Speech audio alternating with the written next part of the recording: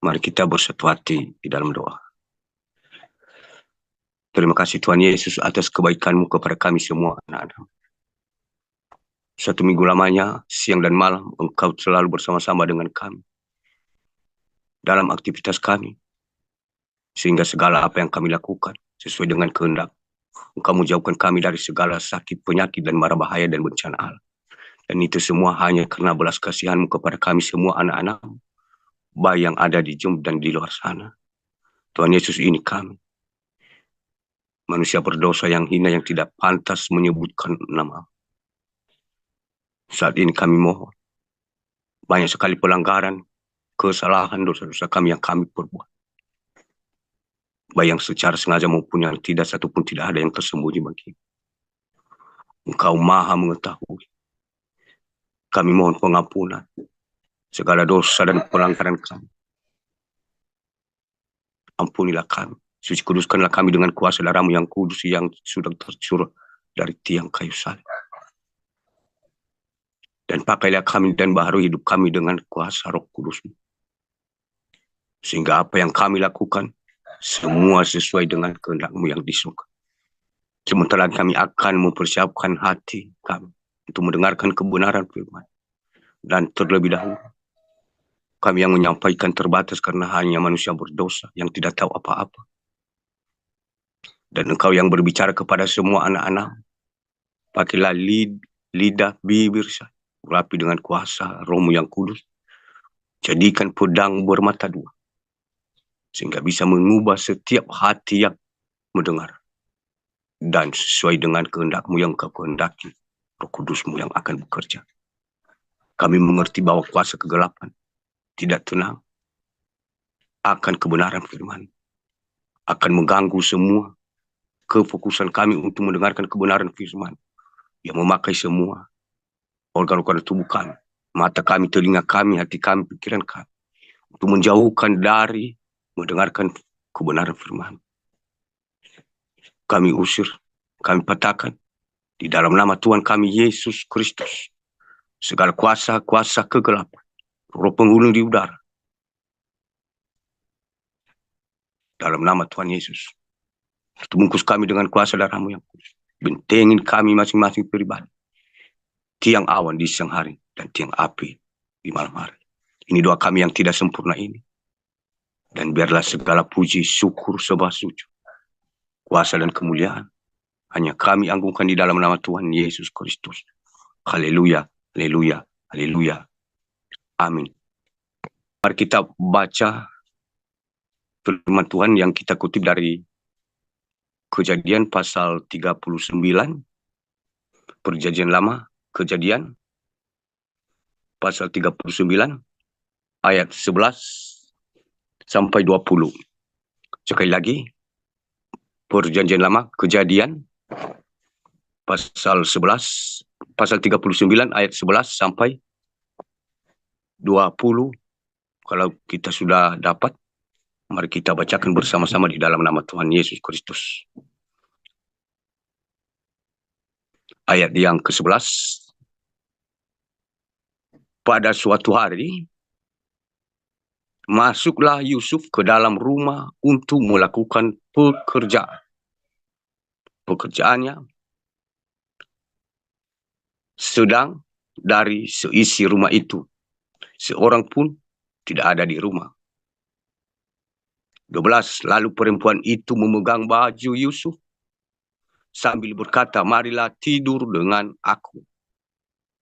Tetapi Yusuf meninggalkan bajunya di tangan perempuan itu dan lari keluar. Ketika dilihat perempuan itu bahwa Yusuf meninggalkan bajunya dan tangannya dan telah lari keluar, dipanggilnyalah seisi rumah itu. Lalu katanya kepada mereka, lihat, dibawanya kemari seorang Ibrani, supaya orang ini dapat mempermainkan kita. Orang ini mendekati aku untuk tidur dengan aku, tetapi aku berteriak-teriak dengan suara keras. Dan ketika didengarnya bahwa aku berteriak sekeras-kerasnya, ditinggalkannya lah bajunya padaku, lalu lari keluar.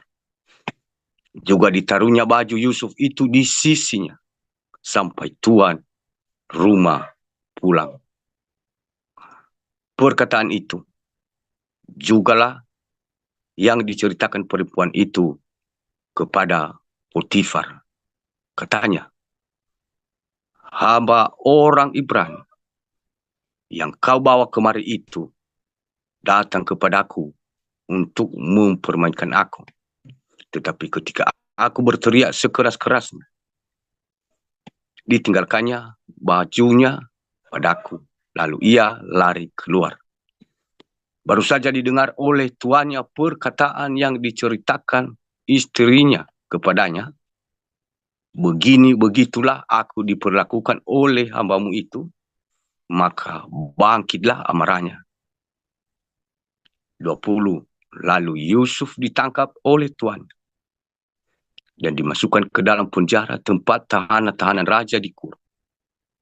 Demikian Yusuf dipenjarakan. Dan sebelum kita membahas kebenaran firman Tuhan ini, Bapak Ibu, saya yakin pasti kita sudah mengetahui dan mengenal, karena firman Tuhan ini tercatat pada kitab Kejadian awal. Kalau kita membuka Alkitab kita, berarti kita pas halaman awal. Jadi di sini hanya saya mengingatkan apa yang harus kita persiapkan dan apa yang akan terjadi di dunia saat ini sampai ke depannya. Dan Tuhan selalu terlebih dahulu mengingatkan kita. Dan sebelumnya saya menyapa kita semua. Salam Elohim buat Pangeran Ilahi. Dan salam Elohim juga buat mempelai. Salam Elohim buat pasukan 77 surgawi inti ganda. Salam Elohim buat penonton di live streaming itu kami. Saya mewakili. Selamat pagi, selamat beribadah. Salam damai sejahtera. Salam kasih, salam sukacita.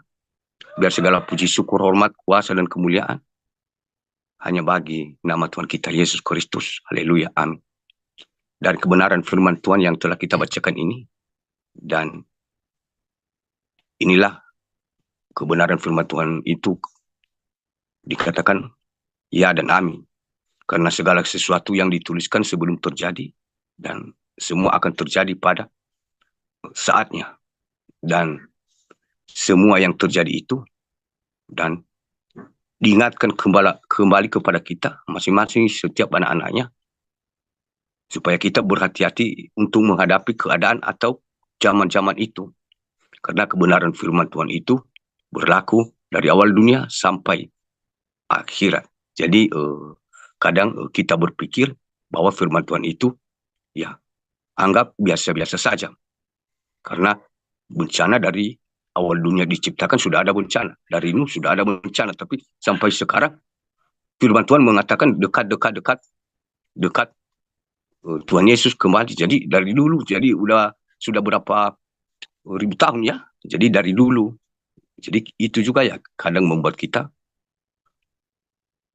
iman kita ini lemah dan dicuri oleh si jahat, sehingga kita merasa kita masih baik-baik saja, baik secara jasmani dan rohani.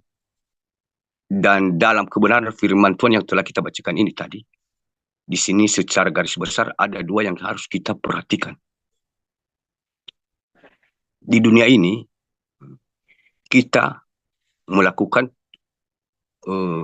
kebaikan, atau kita itu terlalu berbuat baik karena Tuhan. Nah, kita dikejar oleh si jahat. Dan si jahat itu, dia memakai manusia yang bisa membuat iman kita gugur pada saat itu. Dan yang kedua, bagaimana juga seorang Yusuf yang beriman kepada Tuhan. Nah, ini kedua pihak ini, pelaku dan korban, kita sama-sama ambil hikmat dan kita sama-sama bahas pelaku dan korban. Jadi diperhadapkan kepada kita bahwa seperti yang terjadi di zaman dahulu kala itu, saat ini, bahkan ke depan ini akan terjadi. Tidak pilih bulu, tidak pandang bahwa hanya itu cewek, muda-mudi, itu masih mama muda. Si jadi itu dia tidak pilih. Dia tidak pilih jabatan. Dia tidak pilih kekayaan. Tapi siapa saja yang imannya tidak kuat, pasti dipakainya. Jadi dari mana dulu kita tahu itu Bapak Ibu? Dari seorang istri Potifar ini. Kalau kita berpikir, ya dia seorang istri raja. Jadi menurut kita penilaian secara jasmani, pasti orang tersebut kalau ada yang melakukan mungkin perkataan buruk saja kepada sesama manusia, pasti dia menegurnya. Karena seorang yang istri yang dipercaya. Nah, apalagi dia melakukan sendiri. Jadi ketika dia memutarbalikkan kebenaran itu kepada seisi rumah dan kepada Potifar, secara akal manusia logika ini kita terima. Ya benar, karena istri raja tidak mungkin. Dan semuanya tidak mungkin. Jadi, ya, itu cara-cara si iblis itu memutarbalikkan kebenaran, sehingga kalau imannya tidak kuat, bisa dikatakan jatuh. Nah, dikatakan tadi pada ayat yang ke-11, pada suatu hari masuklah Yusuf ke dalam rumah untuk melakukan pekerjaannya. Sedang dan seisi rumah itu seorang pun tidak ada di rumah. Lalu perempuan itu memegang baju Yusuf sambil berkata, nah dari kebenaran firman Tuhan, kita lebih percaya. Misalnya, kalau saat itu mungkin istri Potifar itu diperhadapkan kepada kita, dia bersaksi seperti itu, tapi ada juga firman Tuhan, pasti kita tidak yakin. Karena sudah kita yakini lebih benar kebenaran firman Tuhan ini. Karena sudah terjadi. Nah, kalau belum terjadi ini, kalau tidak ada yang memberi kesaksian tentang firman Tuhan, bagaimana kita bisa percaya bahwa yang dikatakan Yusuf benar atau salah, atau yang dikatakan si istri raja ini benar atau salah, karena tidak ada kebenaran firman Tuhan, tapi sudah terjadi. Saat ini kita mengatakan itu bahwa benar kebenaran firman Tuhan, ya sudah terjadi. Nah, begitu pula saat ini Bapak Ibu, kita diingatkan dalam satu-satu keluarga, dalam pribadi masing-masing, terjadi seperti ini. Bahkan keluarga yang sebelumnya secara manusia jasmani, keluarga raja yang dipuji secara manusia jasmani, dihargai, dihormati, kadang juga hanya gara-gara orang terdekatnya, bisa dikatakan orang rumahnya atau istrinya, dipakai oleh si jahat untuk menjatuhkannya sendiri dan menjatuhkan nama baiknya dan menjatuhkan orang lain. Jadi ini yang kita harus pahami. Itu terjadi dulu, saat ini terjadi. Dipakai dengan lidah, dipakai dengan nafsu, keinginan mata, dan kepuasan kedagingan ini. Kalau kita berbicara di bawah ini, Bapak Ibu, ayat-ayat ini mengarah tentang melakukan dosa besar di hadapan Tuhan. Menurut kebenaran firman Tuhan dan menurut Yusuf. Tapi menurut iblis bukan dosa. Malah dijadikan bahwa yang melakukan itu karena tidak dituruti, ya dijebak Yusuf. Nah, bagaimana juga kita Bapak Ibu, kalau kita misalnya saat ini terjadi di kemudian hari, mungkin ini tidak mengarah kita arahkan kepada karena korban di sini Yusuf. Saat ini kita bayangkan kalau memang di kemudian hari terjadi di muka bumi ini, bukan hanya korbannya laki-laki, tapi laki-laki juga menjadi korban dan perempuan juga menjadi korban.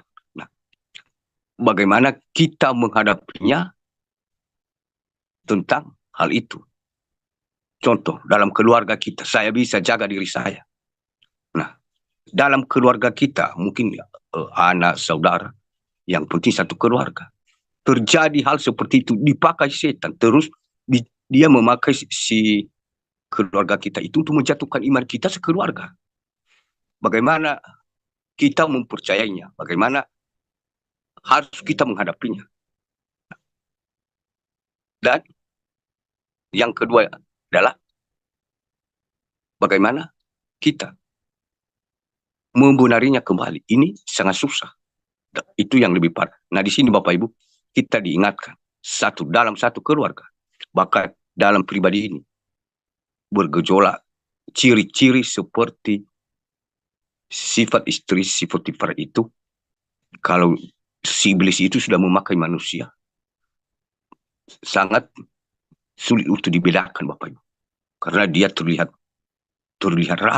ramah dari seorang yang kita percaya sebelumnya. Namun tiba-tiba ramah, itu tanda-tanda bagi kita.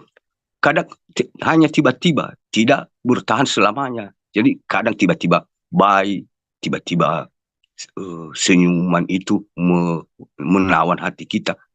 Hanya ada waktunya, ada tujuannya, mungkin ya dia berbuat baik.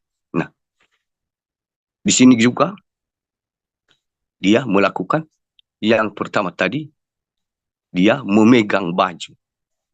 Terus berkata, marilah tidur denganku. Tetapi Yusuf meninggalkan bajunya di tangan perempuan itu, lari keluar. Nah, nanti kita bandingkan di ayat terakhir Bapak Ibu keduanya. Saat ini kita dulu bahas tentang Yusuf. Bagaimana misalnya kalau ini terjadi kepada saya, kepada Bapak, Ibu, saudara-saudariku, agan-agan dan noca-noca. Apakah kita ini seperti yang dilakukan Yusuf ini kalau kita ini menjadi korban? Apakah kita berani demi mempertahankan iman, sekalipun kita di mata manusia telanjang, diejek, dan penjara di depan mata, bahkan nyawa, ya sama sekali tidak diperdulikan, karena ada yang lebih berkuasa untuk berpihak kepada kita, yaitu Tuhan, karena yang kita lakukan benar. Nah, kalau kita perbandingkan bagaimana, apakah saya mungkin kalau itu terjadi kepada saya, belum saya lakukan, dituduhkan seperti itu, bahkan dilaporkan, apakah kita siap? Nah, itu yang menjadi pertanyaan kita. Kalau terjadi di suatu saat, di kemudian hari, ini berarti firman Tuhan sudah memberitahukan kita bahwa orang percaya tidak takut akan ancaman dan tidak takut akan penguasa-penguasa yang membuat hati ini ketakutan, atau dikatakan tangan besi, ya. Mereka memerintah dengan tangan besi. Jadi kita diingatkan kita tidak perlu takut sekalipun penjara, bahkan nyawa pun tidak perlu takut. Namun yang kita tanyakan, yang menguatkan kita itu bukan karena kita kuat, bukan karena kita pintar bersandiwara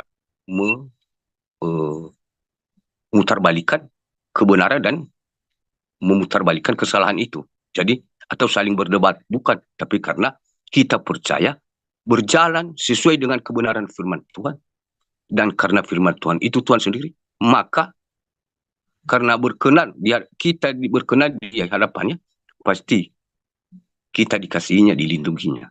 Tanpa kita berjalan dengan sesuai kebenaran firman-Nya, ya mungkin kita tidak bisa dilindunginya. Itu yang diingatkan Tuhan pada kita Bapak Ibu. Karena godaan banyak sekali, dan terutama yang dia pakai, kalau dia laki-laki, istilahnya muda-mudi atau kakek-kakek atau bagaimana, tapi dia pakai dia pakai si perempuan yang cantik-cantik untuk menggoda. Dan begitu pula kalau si wanita, dia pakai si muda-mudi. Jadi ini sangat berbahaya sekali nanti Bapak Ibu di kemudian hari. Makanya kita diingatkan saat ini. Yang bisa melepaskan kita dari situ, sekalipun kita dipaksa, diancam, kalau engkau tidak menuruti keinginanku, ini kamu tahu, ini raja, dan kamu tahu akibatnya. Ya, tapi Yusuf tidak pernah gentar. Mungkin kalau iman Yusuf pada saat itu, suam-suam kuku, pasti begitu dikatakan bahwa engkau mengenal dia seorang raja. Dari perkataan itu mungkin sudah dia gemetar. Mati ini pasti aku dibunuh, di penjara. Jadi Yusuf tidak pernah takut karena dia tidak pernah melakukannya. Nah, yang bermasalahnya di sini kalau dia menerima tawaran itu lebih parah. Tidak ketahuan secara manusia jasmani, tidak ketahuan, tidak diketahui kalau dia sudah menerima seandainya, pasti orang seisi rumahnya atau tuannya tidak akan ketahuan. Namun dia tahu bahwa itu dosa. Hanya sesaat tidak ketahuan, tapi selamanya membinasakan. Jadi itulah Yusuf karena sudah beriman, dia bisa membedakan mana yang benar di mata Tuhan sekalipun salah di mata manusia. Dan mana yang menurut mata manusia benar, tapi salah di mata Tuhan. Tapi dia sudah bisa bedakan karena sudah ada roh Allah di dalamnya.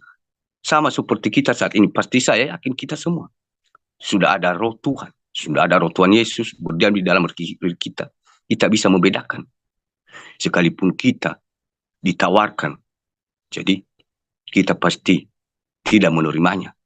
Yang penting di sini Yusuf bukan dia yang menawarkan, tapi dia dikejar oleh si jahat itu. Jadi kita juga saat ini posisi kita, posisi Yusuf, orang percaya. Tentu si jahat tidak akan tinggal diam. Dan di balik itu, kita harus dalam satu keluarga. Jangan juga sampai kita terjatuh, iman kita jatuh hanya gara-gara mungkin ya seperti iman si istri Potifar, hanya karena keinginan dagingnya untuk mencapai keinginan dagingnya, dia tidak rela korbankan orang yang tidak bersalah dan maka memfitnah raja dan semua rakyatnya dia tipui hanya karena keinginannya sendiri. Jadi itu yang harus kita waspadai juga Bapak Ibu. Saat ini orang bisa lakukan itu demi terjadi keinginan dagingnya untuk memuaskan apa yang ada di dunia ini. Dia bisa melakukan apa saja untuk menakuti dan untuk menjelek-jelekan kita. Jadi kita harus hati-hati. Dan yang kita harus waspadai di sini, keterbukaan dalam keluarga antara anak, ibu, bapak, saudara, semua ada keterbukaan. Karena tidak ada keterbukaan, disitulah iblis cari celah itu. Nah, contoh Bapak Ibu, bagaimana kita menghadapi seperti itu. Makanya kita ini kan ya kita sudah mengerti kebenaran firman Tuhan. Sebelum tidur malam, pasti kita melakukan doa pujian penyembahan.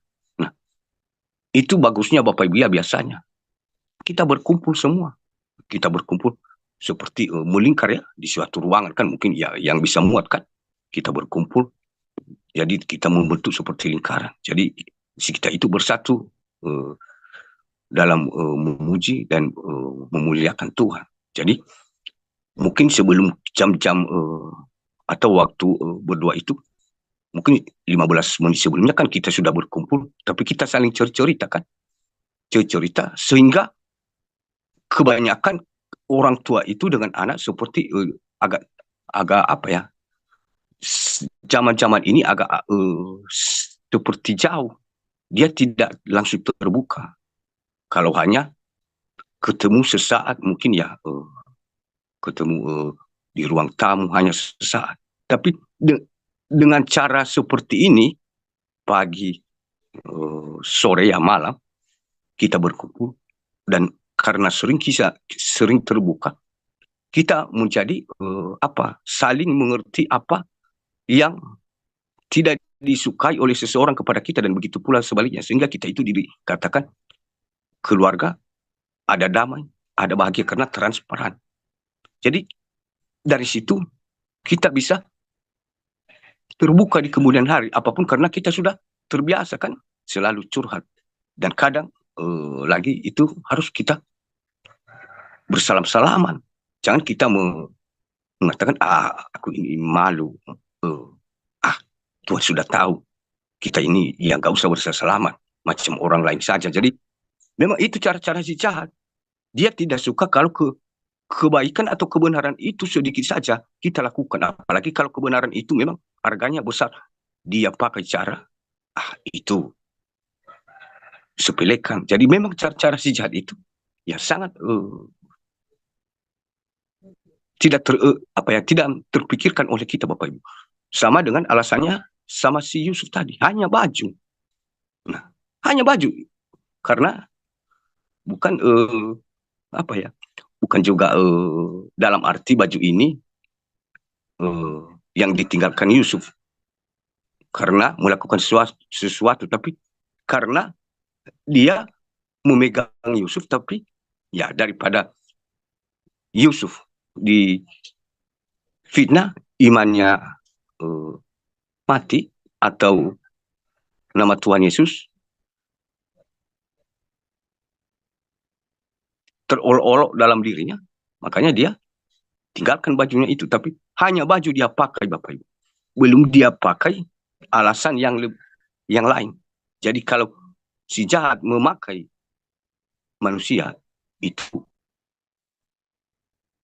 pikiran dan logika ini kotor sekali Bapak Ibu. Dia tidak pikirkan apakah ini wajar saya perbuat, dia tidak pilih bulu Bapak Ibu. Karena sampai saat ini juga terjadi itu. Dan banyak yang sudah dipakai si jasa ini. Karena sudah menerima banyak kali ya kita diperdengarkan bahwa yang sudah menerima itu namanya saja tanda binatang. Jadi kalau tanda binatang berarti sifatnya lama kelamaan seperti binatang. Tapi kita tahu kan binatang itu ya sering kita melihat. Yang kategori binatang itu sering kita melihat. Ada orang banyak di situ pun dia tidak pedulikan. Yang berhenti keinginan dan dagingnya segala cara dia lakukan. Dan tidak pilih bulu. Mau tetangga, mau siapa. Ya, seperti itu ya sifat si binatang itu. Tidak dia pedulikan karena ya si jahat tanda itu yang mengendalikan itu. Tapi bukan orangnya. Orangnya ya itu sama-sama dengan manusia. Tapi rohnya itu tadi ya seperti itu sifatnya sehingga diubah. Karena sudah menerima tanda binatang. Jadi makanya menjadi binatang. Roh Tuhan di dalam tidak ada. Karena di binatang itu ya mana ada roh Tuhan. Karena sudah rusak kan. Sudah dicuri oleh iblis dan sudah berdiri. Digantikan kedudukan Tuhan itu menjadi pembinasa keji. Diganti ya dikeluarkan kedudukan Tuhan. Dan diberi kursi untuk duduk si pembinasa keji itu. Pembinasa keji itu ya itu Bapak pendusta yang pembohong dan semuanya dia kuasai, bersilat lidah, merasa benar seperti yang dilakukan oleh istri Potifar ini. Itulah si jahat itu, iblis itu yang menyesatkan banyak manusia. Dan dari kebenaran firman Tuhan ini raja atau Potifar di sini ya juga ya mudah dia percaya sekalipun dia orang terkenal, orang terpandang dan dia sebenarnya lebih pintar daripada umat biasa, Bapak Ibu. Sekalipun dia raja, dan iblis itu kalau memakai manusia, dia bisa tipu Bapak Ibu raja. Bayangkan, apalagi kita ini kalau hanya manusia biasa, kalau dia pakai. Seorang raja bisa dia tipu hanya per detik waktu. Tidak memakai satu hari, Bapak Ibu. Tidak memakai seperti mendaftar kita di perkantoran berminggu-minggu. Hanya dengan kedipan mata, raja bisa dia tipu, Bapak Ibu. Jadi, bayangkan bagaimana kepintaran si jahat itu. Jadi, raja malah lebih percaya diterima dengan bahwa suatu yang diceritakannya itu adalah kesaksian benar. Padahal di situ tidak ada orang. Dan raja itu juga, dia tidak bertanya kepada si Yusuf, apakah ini benar Yusuf yang dikatakan ini. Tidak. Jadi hanya satu arah. Makanya benar salah harus kebenaran secara manusia jasmani berpihak kepadanya. Jadi seperti itu yang terjadi di dunia ini. Di kemudian ini nanti ya benar salah ya berpihak kepada pihak yang searah, karena semua sudah berbeda roh. Kita tahu saat ini kan yang terjadi ya memang seperti itu. Dan seperti itu terjadi di kemudian hari. Bahwa seorang raja saja dan seorang perempuan bisa ditipu oleh seorang perempuan raja besar. Bayangkan itu Bapak Ibu. Hanya dengan kedipan mata, hanya dengan beberapa kalimat. Dan bisa yang tidak bersalah bisa masuk dalam penjara. Sehingga si Yusuf tadi dimasukkan dalam penjara. Nah, kita juga Bapak Ibu, ada berbeda-beda yang dikatakan dengan cara si jahat untuk mempersiapkan kita untuk jalan salib ya, berbeda-beda. Ada juga penjara secara nyata dan penjara secara tidak nyata, secara roh. Artinya penjara secara nyata sama seperti yang dilakukan oleh Potifar ini juga.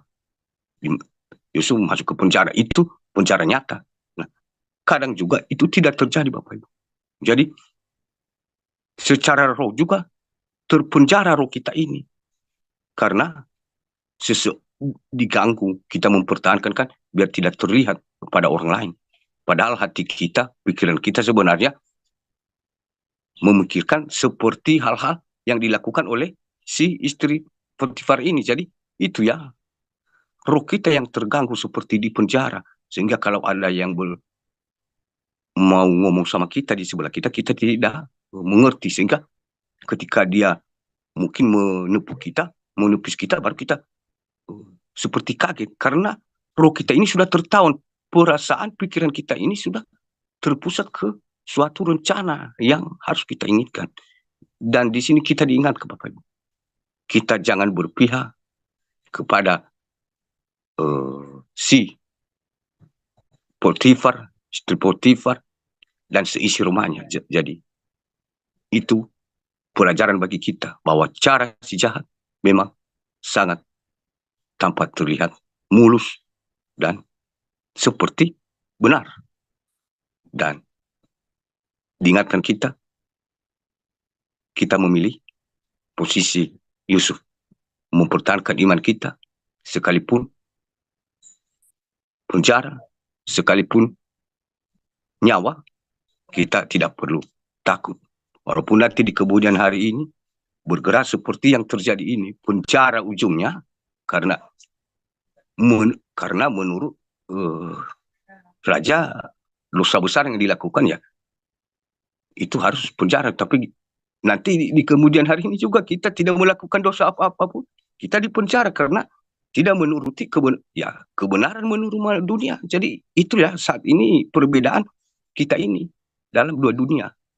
Roh Potifar ini, istri Potifar ini sama roh Yusuf sama-sama sudah berdiri saat ini Bapak Ibu.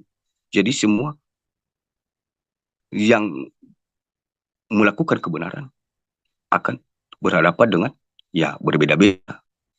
Berhadapan dengan penguasa-penguasa di dunia ini ditakuti, dihancurkan iman kita itu melalui apa yang kita takuti di dunia ini. Jadi kalau Yusuf sudah duluan menjalani seperti ini, kita juga tidak perlu takut, Bapak Ibu. Saya yakin kita semua dari dua penjelasan ini, dari perempuan yang mencoba tadi melakukan kejahatan kepada Yusuf, diingatkan kita, biarkan mereka melakukan itu. Itu urusan mereka. Jangan kita sampai yang melakukannya. Yang kedua, dalam keluarga kita, kita harus adakan keterbukaan satu dengan yang lain, dengan seperti yang aku katakan tadi. Sebelum tidur berdoa, pujian penyembahan, sebelum melakukan aktivitas pagi, yang mungkin kumpul lagi, sehingga terbuka kan, transparan. Kita bisa mendidik, menasihati. Tapi kalau tidak, pasti terjadi seperti yang terjadi ini. Jadi kita juga ikut terlibat tanpa disangka-sangka, Bapak Ibu. Jadi kita cegah seperti itu. Sehingga kita nanti yang lebih parah mengambil keputusan bahwa itu salah dan itu benar. Jadi kita diingatkan supaya kita harus transparan dalam keluarga. Karena yang dipakainya bukan orang yang mungkin ya jauh dari kita, tapi yang menemani kita setiap saat, yang bersama-sama dengan kita seperti murid Tuhan Yesus Yudas, bukan orang lain. Jadi kita harus waspada dari antara keluarga kita, kita harus membentuk transparan, terbuka. Dan kalau ada dendam, jangan, tak usah disimpan. Paling ya dicurhatkan, dikeluarkan. Ya sudah, tak usah disimpan, karena itu suatu cara si jahat nanti untuk masuk di dalam diri kita masing-masing. Dan yang ketiga, artinya si raja, dia juga mudah percaya. Jadi itu harus kita waspada. Mungkin dalam keluarga, apa yang kita dengar, walaupun dia anak kita, tetangga kita, yang kita percayai, jangan juga kita mudah mengambil kesimpulan. Kita harus berjalan dengan kebenaran firman Tuhan. Jangan kita, mungkin ya ibarat kalau secara manusia jasmani, kalau ibarat mungkin makanan, ya mungkin menurut kita makanan ini enak. Ya mungkin daun pepaya misalnya, ya mungkin karena kita belum pernah merasakan bagaimana enaknya daun pepaya itu misalnya, ya mungkin menurut kita entah bagaimana ya, enak atau pahit. Jadi belum kita mencobanya, malah kita memutuskannya, oh ini manis, manis enak, ini enak, enak, padahal belum kita coba. Jadi yang kita anggap enak, mana tahu pahit kan? Jadi yang kita anggap pahit, mana tahu enak atau manis. Ya, yang kita anggap nanti benar, mana tahu salah. Jadi yang kita anggap salah, mana tahu nanti berbalik menjadi benar. Jadi itu diingatkan kita bahwa dalam satu keluarga kalau ada masalah dengan tetangga atau luar, jangan kita mudah percaya di balik itu. Apakah ini benar? Karena keluarga kita, langsung kita bertindak bahwa keluarga saya, aku tahu bahwa dia dari dulu tidak pernah melakukan kesalahan dan tidak pernah bersalah, aku yakin. Jadi kita berlomba-lomba untuk berpihak kepadanya. Padahal kita belum tahu kan apakah itu enak atau pahit. Cuman kita simpulkan saja. Jadi itu juga diingatkan kita. Jadi dari antara yang terjadi dari ayat kebenaran firman Tuhan ini, Bapak Ibu, kita sudah mengambil kesimpulan.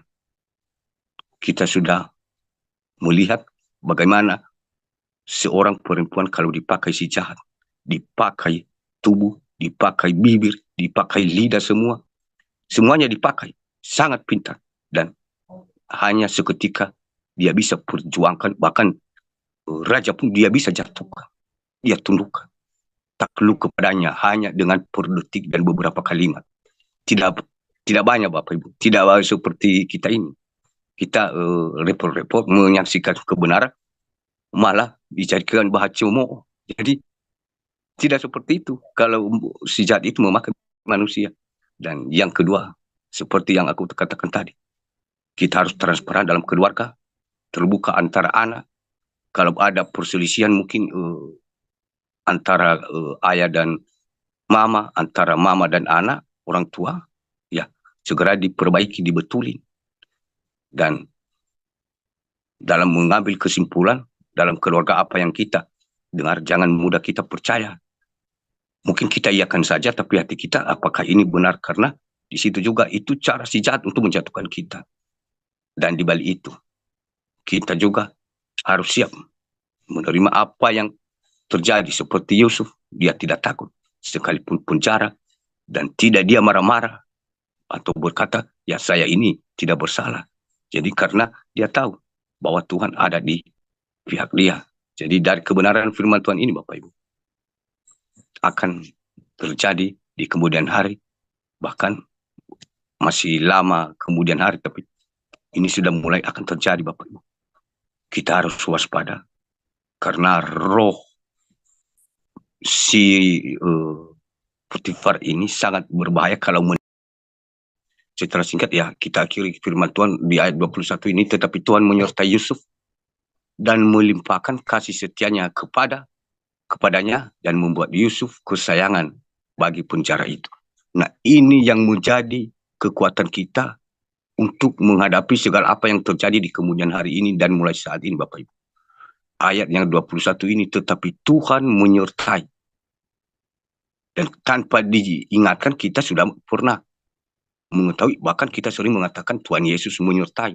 Jadi kita sudah mengetahui bahwa tetap Tuhan menyertai Yusuf dan melimpahkan kasih setianya kepadanya. Dan membuat Yusuf kesayangan bagi penjara. Jadi Tuhan itu bisa dia musuh menurut kita, tapi bisa dia ubah menjadi kawan. Jadi yang penting di sini Yusuf belum dicatat bahwa dia ini di sini ya mungkin berpikiran jemu-jemu atau seperti Thomas, iya apa iya ini atau tidak. Jadi di sini dikatakan Tuhan menyertai dan bisa dia ubah musuh menjadi kawan. Jadi kita tidak perlu takut, Bapak Ibu, karena Tuhan sudah menyertai kita, apalagi dia bersama-sama sama kita setiap saat ini bersama malaikat. Ya, untuk apa kita takut? Secara manusia jasmani itu yang ditundukkan oleh setan ini. Jadi secara roh kita kuat, dengan roh kita kuat, tubuh jasmani ini tidak pernah akan takut akan bahaya. Karena roh yang ada di dalam diri kita ini kuat seperti iman Yusuf, apalagi Tuhan selalu bersama-sama dengan kita. Kadang itu terkadang saya pribadi ya, Tuhan tidak mengingkari janjinya menyertai kita. Kadang ya saya pribadi ini, saya nanti yang kadang menjauh keluar dari Tuhan, mungkin karena sibuk. Ketika sibuk ya kita terburu-buru kan, ya asal-asalan ya saja ya cepat-cepat ya sudah. Jadi kita yang keluar sebenarnya dari penyertaannya itu. Tanpa sadar saya sendiri ya kadang itu terjadi karena gara-gara sesuatu, mencapai sesuatu hal, terburu-buru akhirnya ya aku keluar. Padahal tanpa aku sadar. Jadi itu kita diingatkan bahwa Tuhan Yesus selalu menyertai Yusuf, dan kita juga semua pasti disertai. Dan dia buat musuh bisa menjadi kawan, Bapak Ibu. Demikian firman Tuhan. Dan mungkin ya agak terganggu sedikit karena jaringan kurang bersahabat. Dan saya mohon maaf terlebih-lebih kalau dari penyampaian saya banyak kekurangan. Dan biarlah Roh Kudus yang akan menjelaskan lebih dalam di dalam hati kita masing-masing anak-anak Tuhan. Dan terlebih-lebih yang ada di live YouTube kami. Dan biar segala puji syukur, hormat, kuasa, dan kemuliaan hanya bagi nama Tuhan kita Yesus Kristus. Haleluya, amin. Terima kasih Tuhan Yesus atas berikan kasih-Mu, belas kasihan-Mu kepada kami. Engkau telah berbicara dengan kami lewat kebenaran firman, bahwa apa yang terjadi kepada Yusuf zaman dulu, sebagai orang beriman yang Engkau pilih, kami juga akan merasakan hal yang sama di kemudian hari. Lewat kebenaran firman-Mu, Engkau menguatkan kami, bahwa Engkau selalu menyertai kami. Bisa Engkau mengubah lawan menjadi musuh kami. Kami yakin percaya. Kuatkanlah iman kami untuk menghadapi berbagai apapun yang terjadi di muka bumi ini, Bapak. Tuhan Yesus, kepada Bapak Ibu, berkatilah mereka. Tuhan Yesus, saat ini kami akan hidup kami di dalam tangan. Inilah kami, kuatkan kami dengan kuasa Roh Kudus.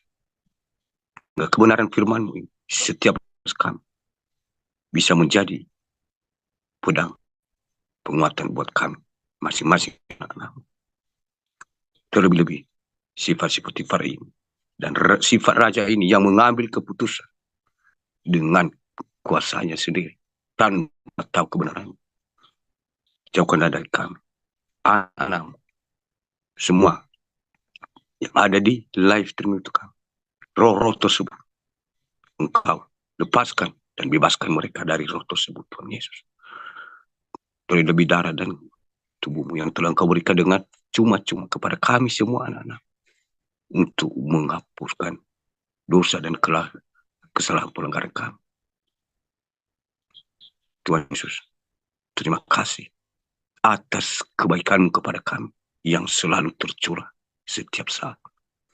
Kami percaya kami sudah dipulihkan, kami diperbarui kembali, dan Roh Kudus-Mu sudah berdiam di dalam kami saat ini. Ini doa kami yang tidak sempurna ini. Terima kasih Tuhan Yesus atas kebaikan-Mu kepada kami. Dari awal ibadah kami sampai pertengahan, sampai kami akhiri sebentar lagi, Engkau telah bersama-sama dengan kami, membimbing kami dari kebenaran firman. Terlebih-lebih tubuh-Mu, darah-Mu yang Engkau cuma-cumai kepada kami untuk pengampunan dosa kami. Tuhan Yesus, terima kasih banyak atas kasih-Mu, anugerah-Mu kepada kami manusia ini. Dan kami mohon, Engkaulah bersama-sama dengan kami setiap langkah kami. Jadikanlah kami seperti yang Engkau pilih Yusuf zaman dahulu kala, supaya iman kami dapat kuat untuk menghadapi segala roh-roh kenajisan yang akan terjadi di muka bumi ini. Sehingga Engkau yang akan melindungi kami, masing-masing anak-anak-Mu, baik yang ada di Jom, terlebih yang ada di luar sana. Dan segala roh-roh tersebut, kami mohon, jauhkan dari semua diri anak-anak-Mu, di mana saja berada di belahan dunia ini. Engkau tutup bungkus mereka, supaya roh tersebut tidak masuk menyelinap di dalam hati, pikiran, dan mempergunakan jiwa raga mereka, Tuhan Yesus. Dan ini juga Engkau mengetahui anak-anak-Mu yang ada di luar sana, di belahan dunia, di mana saja mereka berada, kami semua berserah diri kepada-Mu. Segala sakit penyakit sembuhkan, kekacauan, bencana alam, murka-murka yang sudah tertumpah di muka bumi saat ini. Engkau mengetahui siapa anak-anak-Mu yang ada di Jum saat ini di luar sana, Tuhan Yesus, belahan dunia ini, yang masih setia dan taat kepada Engkau, tidak ada yang tersebut. Kami mohon perlindungan dari ketemu mereka dengan kuasa darah-Mu yang di perjalanan mereka, di jalan-jalan mereka, di rumah-rumah mereka, di kota-kota mereka, di mana saja mereka berada. Sertai mereka, Tuhan Yesus. Kupi mereka dengan tiang api di malam hari, tiang awan-Mu di siang hari. Dan Engkau yang berperang melawan semua musuh-musuh mereka. Dan mereka hanya tinggal diam dan menonton. Di dalam nama Tuhan Yesus. Ini doa kami yang tidak sempurna, Tuhan Yesus. Dan Engkaulah yang menyempurnakan kepada Bapa di surga dengan doa yang telah Engkau ajarkan kepada kami. Mari bersama-sama Bapak Ibu. Bapa kami yang di surga, kuduskanlah nama-Mu. Datanglah kerajaan-Mu, jadilah kehendak-Mu di bumi seperti di surga. Berikanlah kami pada hari ini makanan kami yang sejuk. Ampunilah kami akan segala kesalahan kami, seperti kami juga mengampuni orang yang bersalah kepada kami. Dan janganlah membawa kami ke dalam pencobaan, Tapi lepaskanlah kami daripada yang jahat. Karena Engkau yang mempunyai kerajaan dan kuasa dan kemuliaan sampai selama-lamanya. Sama-sama kita katakan amin. Siapkanlah hati Bapak Ibu dan terimalah berkat rohani dan berkat jasmani dari Tuhan kita Yesus Kristus. Tuhan memberkati engkau dan melindungi engkau. Tuhan menyinari engkau dengan wajahnya dan memberi engkau kasih karunia. Tuhan menghadap wajahnya kepadamu dan memberi engkau damai sejahtera dahulu, sekarang, dan sampai selama-lamanya. Tuhan yang akan berperang melawan semua musuh-musuh. Dan kau hanya tinggal diam dan menonton. Di dalam nama Tuhan Yesus Kristus. Haleluya. Haleluya. Haleluya. Amin. Ibadah selesai. Salam bagi kita semua. Selamat pagi, Tuhan Yesus memberkati. Tidak ada yang saya sampaikan, cuman ya kita semua ya selalu diingatkan dan saling menguatkan dalam keluarga, dalam perkumpulan. Saling menguatkan, ya berjaga-jaga. Cuman yang aku lihat itu ya memang satu persatu anak-anak Tuhan, bahkan bintang-bintang yang sudah akan berjatuhan Bapak Ibu. Jadi cara si jahat tadi ya banyak sekali dia pakai, tapi ya sebentar saja dia ubah sukacita itu menjadi duka cita. Jadi itu yang selalu kita setiap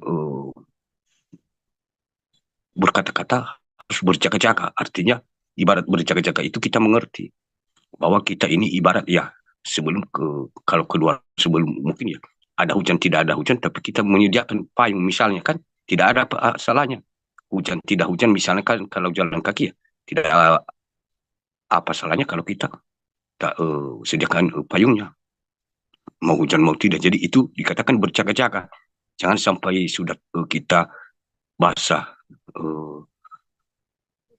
di air hujan baru kita mencari payung. Jadi ya itu bukan berjaga-jaga namanya. Makanya sering dikatakan berjaga-jaga. Berjaga-jaga itu berarti ya waspada dalam segala hal dalam perkataan, dalam mengambil keputusan, dalam menilai sesuatu, dan dalam hati ini. Karena hati ini itu yang lebih penting, hubungan dengan Tuhan. Bagaimana hubungan, jangan sampai terputus hubungan dengan Tuhan. Sehingga Tuhan itu selalu menyertai kita. Dan itu yang aku katakan ya, kita harus kuat. Karena dia pakai semua siapa saja Bapak Ibu. Dia memakai, dia pakai saja. Jadi roh perzinahan itu sangat, kalau dia memakai manusia Bapak Ibu, hanya kedipan mata dia bisa ubah. Orang baik itu bisa dia ubah seketika Bapak Ibu. Jadi apalagi kalau kita ini ya. Dan ya itu saja ya. Kita harus semua berjaga-jaga. Terutama kita mengawasi orang tua ya, harus mengawasi, mendidik ya, tanggung jawab kita sebagai orang tua anak, laki-laki perempuan. Jangan kita biarkan ini zaman apa ya, menurut manusia jasmani ini ya sudah mau zaman baru. Jadi sudah bisa menjaga diri dan lain-lain. Itu secara manusia jasmani. Dan secara roh sebenarnya ya sedang diperebutkan oleh si jahat saat ini, roh manusia-manusia itu. Jadi itu perbedaan kita. Kita harus ya menasihati dan ya memantau. Jangan sampai juga ya gara-gara kita tidak lalai ya untuk memberi nasihat, akhirnya mereka jatuh, akhirnya kita ikutan semua. Nah, itu yang harus kita waspadai. Ya kira-kira begitu ucapan yang aku sampaikan, berjaga-jaga dan berawas-awas dalam segala hal. Terima kasih, Tuhan Yesus memberkati. Haleluya, amin. Itu gambaran Oma bawa di dalam suatu perkumpulan, baik secara rohani, baik secara jasmani, dan ini terjadi secara jasmani. Kita bahas saat ini juga di muka bumi ini, kita harus waspada. Mau kita ke pasar, mau kemana, kita harus hati-hati. Karena saat ini seperti orang manusia-manusia itu dibikin si jahat seperti kita membuang sampah itu langsung tumbang dan dikatakan tadi sehat-sehat dan tidak mengalami sesuatu yang bermasalah dalam tubuh. Jadi kenapa tiba-tiba? Tapi ya itu terjadi secara jasmani saat itu. Saat ini itu kita harus waspada. Mungkin kalau berpergian ya satu dua orang bareng-bareng, dan itu pun di tempat-tempat mungkin ya yang terlalu ramai itu untuk apa kita ke sana? Karena Roro itu sudah lagi uh, berkeliaran. Jadi mungkin kalau belanja ya mungkin ya kita satu dua orang bareng ya, tapi jangan kita satu-satu. Itu secara manusia jasmani, dan secara rohani ya memang itu gambaran dari sebuah perkumpulan besar kecil dari anak-anak yang masih setia sampai saat ini. Mungkin dari ketiga kitab huruf ini, walaupun terjadi di situ yang Oma lihat itu, dan bukan hanya kepada kita, juga ada perkumpulan anak di luar sana, dan itu juga terjadi. Jadi istilah mati itu bukan mati secara tubuh, melihat secara tubuh mati. Jadi mati secara roh, mati secara itu yang dikatakan kalau bintang ya lampu ya, aku tidak katakan bintang karena kita tidak bisa tangkap. Tapi lampu itu mati ada dua, mungkin karena minyaknya tidak ada. Tapi walaupun ada minyaknya, tapi kalau anginnya kencang bisa juga mati. Jadi bisa iman kita ini jatuh karena yang pertama tidak berjaga-jaga. Dikatakan jatuh bangun. Satu hari berapi-api kita melakukan seterusnya memuji Tuhan. 2 hari kemudian karena ada kesibukan kita, entah tahu ya, ini saya pribadi. Jadi tinggal kita mempersingkat waktu doa itu kepada Tuhan, tapi itu pun terburu seperti orang lari. Jadi ya itu yang dikatakan ya, ya kita harus hati-hati. Dan yang ketiga,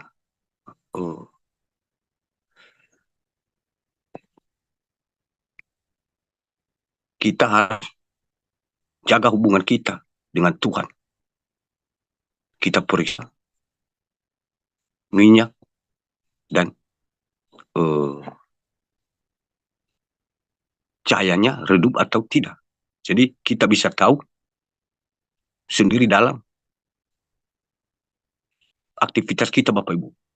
Kalau kita lebih fokus di suatu keinginan kita itu, lampu kita itu mulai redup. Tapi bukan lampu arti lampu yang apa ya, lampu dinding itu bukan. Ini hanya gambaran, tapi itu gambaran iman. Nah, begitu pula yang aku maksud tadi ini juga ya, banyak anak-anak Tuhan yang imannya jatuh karena yang aku katakan tadi, karena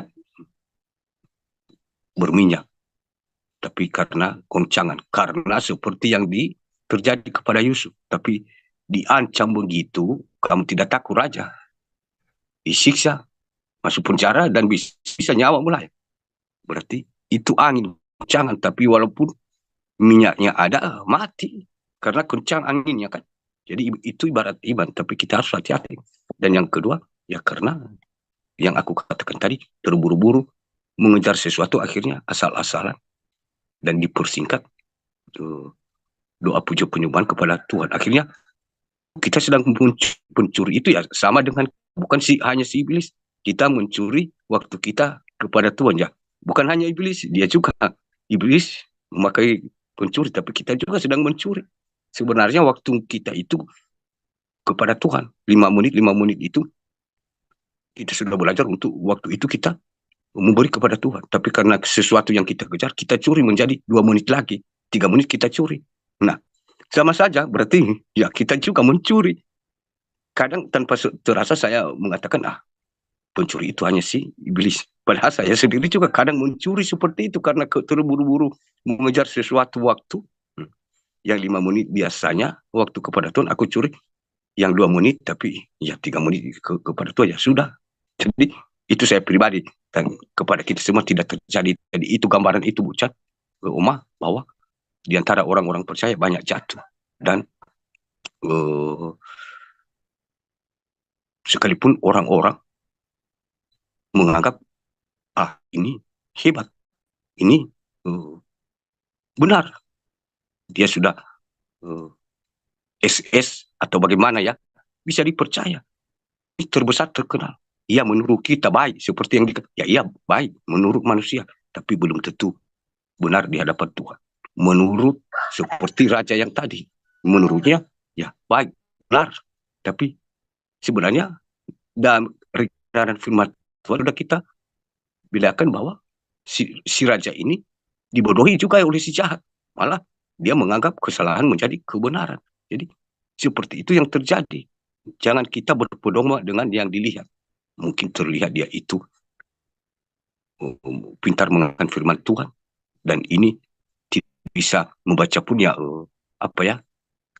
kayak tidak lancar. Jadi ini yang lebih pantas yang masuk, padahal bukan seperti itu, Oma.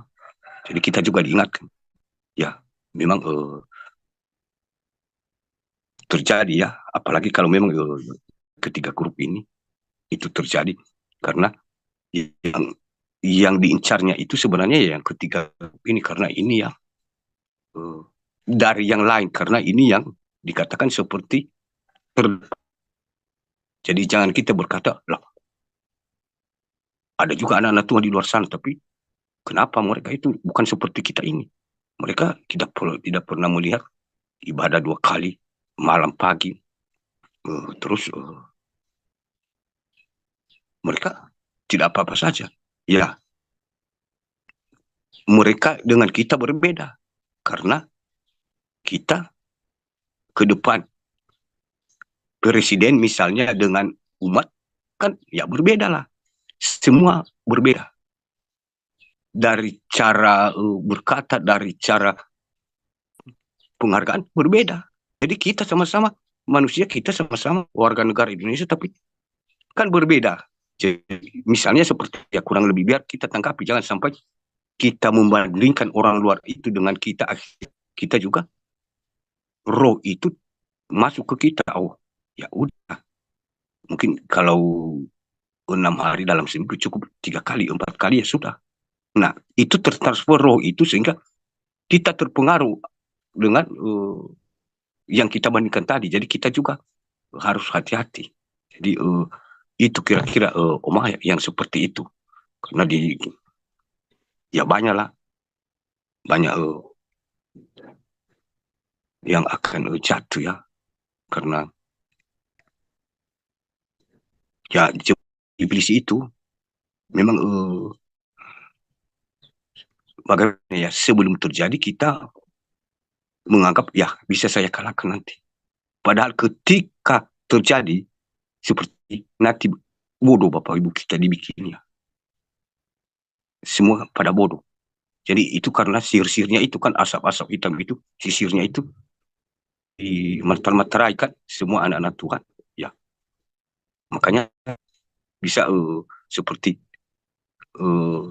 kayak dihipnotis ya, dalam keadaan tidak sadar. Jadi itu kabaran bahwa sebelum terjadi diingatkan bahwa bukan mati secara jasmani itu terjadi kepada yang belum bertobat.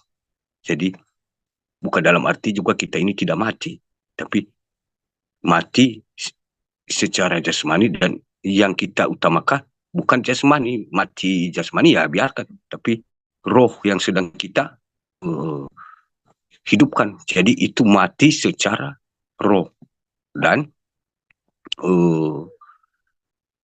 berbeda penilaian manusia dengan Tuhan. Jadi mungkin ya kira-kira begitu, Oma.